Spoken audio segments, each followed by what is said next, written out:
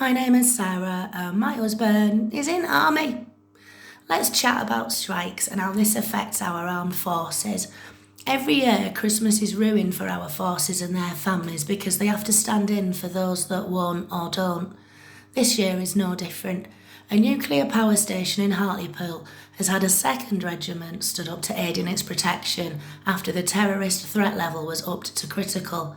This was so the civil nuclear police could be deployed elsewhere. Surely protecting a nuclear power plant is the civil nuclear police's job, or am I missing something here? It's what they're trained to do, isn't it? I guess if Homer Simpson can do it, it can't be that hard. Turns out the first regiment stood up couldn't do it because they were already on VJTFL, which is basically battlefield casualty replacement. It's a shit detail, but it's nothing to do with strike action. No one wants to end up looking like the Ready Breck man either. The armed forces and police are not allowed to strike. They're in it for the guts and the glory.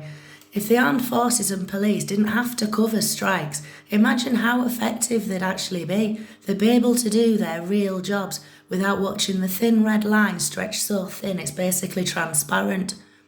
The new Strike Act states anyone with a work notice cannot strike or they may be sacked, i.e. anyone classed as an essential or key worker. Rishi Sunak has gone Ronald Reagan on their ass.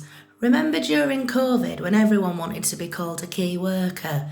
Even the bloke delivering 12 bottles of wine to our house at 7:30am. They all claim to be on the front line.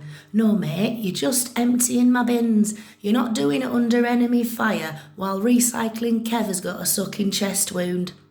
Rishi Sunak has clearly stated we cannot keep using the armed forces to mitigate the disruption caused by strikes, and we can't. There's not enough of them to go around. The armed forces have got much bigger fish to fry. Leave them be. Do your jobs, key workers. The armed forces do not have that option.